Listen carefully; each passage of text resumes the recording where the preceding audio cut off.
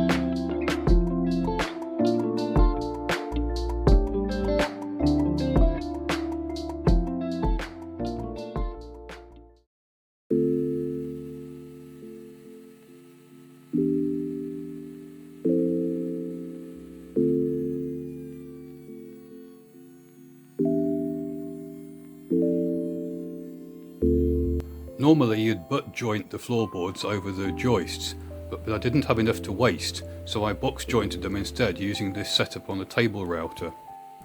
I used this plastic spacer to offset alternate cuts so that when they're meshed together they aligned correctly.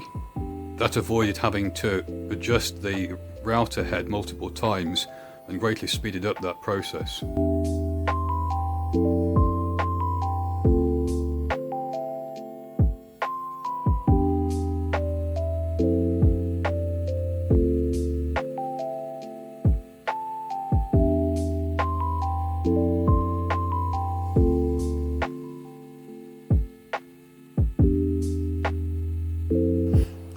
The cheapest wood is free wood, and you can often find that by the side of the road at curbside pickups or in industrial estates where unwanted pallets are left for anybody to collect. The only matter then is to get them all down to a consistent width and thickness, and for that a thickness planer is an invaluable tool. It certainly pays for itself in terms of the saving on having to purchase machined timber.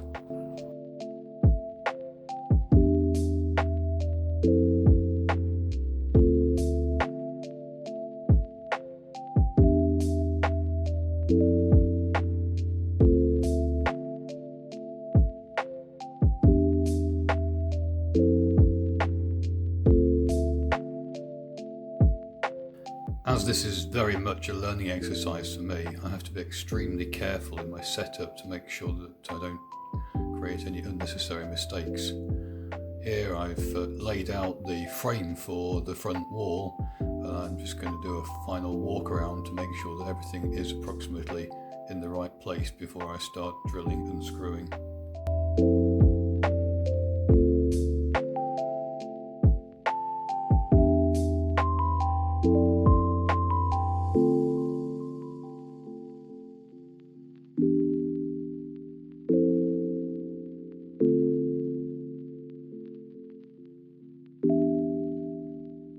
The fastening procedure is pretty straightforward now. 2 screws in each joint.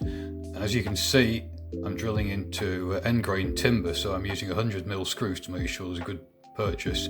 Pre-drill with a 3.5mm bit, and then just countersink the first few millimeters with a separate drill, and then drive in with the impact driver.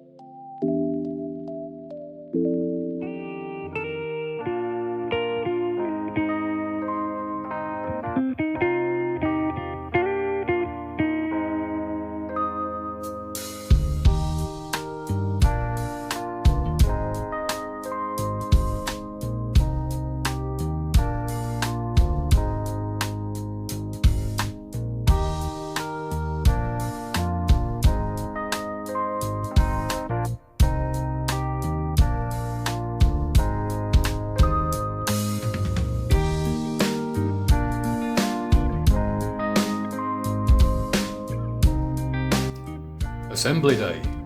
Needless to say, it was very satisfying to see the months of preparation come together at this moment, ably assisted by my wife, who held the side panels in position while I clamped them together.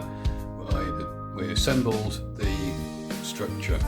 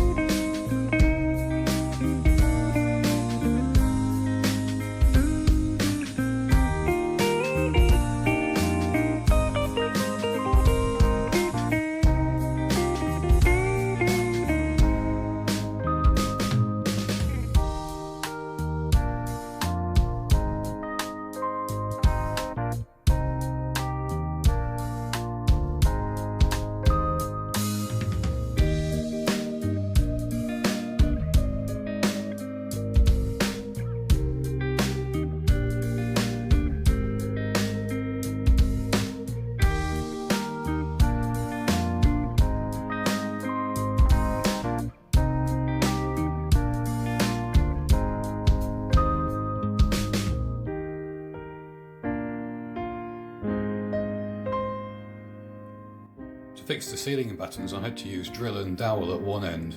The small block of clamped wood is a jig to ensure that the holes all line up on the two ends, and attach the battens to the roof structure or timber.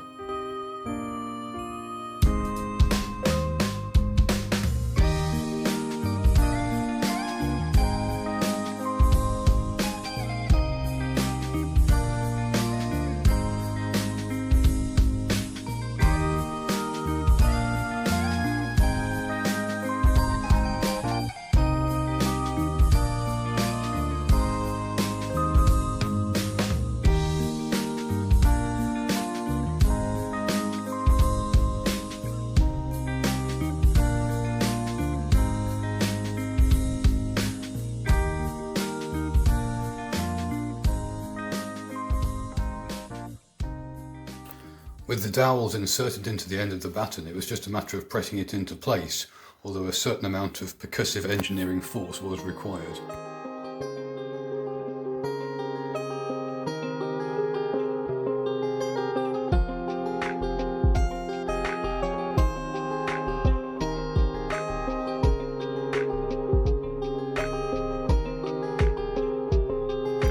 Fixing the roof. Although it's not shown here, there is actually a layer of insulation under the roof, and that's supported by hardboard and other bits of thin ply which form the ceiling of the structure from inside.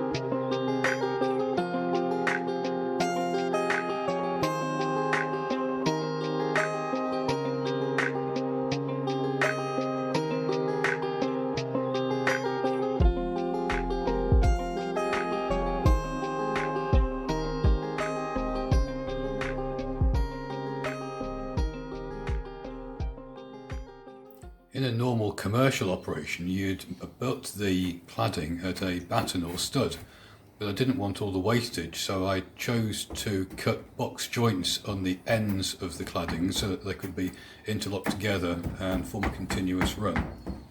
There's then the rather monotonous task of fixing the cladding to the structure. You can see that again I've rather over-engineered it by pre-drilling the holes in the cladding. Some of it was quite thin and I didn't want to risk splitting it. It gives a better finish. You can also see the shiplapping that I used to ensure that the structure remains reasonably waterproof, with a rabbet cut at the top and the bottom of each board to ensure that they interlock together. If you're careful while cutting all of the joints, everything locks together quite nicely. And here's how it all looks at the end. There'll be lots of frittering and fine tuning. For example, you still need to fit the screen door to keep insects out, and I'll also want to mix up some sawdust and glue paste and fill in the holes and cracks in the structure for the same reason. It would be nice eventually to make it entirely insect proof, and we could then enjoy it a good deal more in the Australian summer.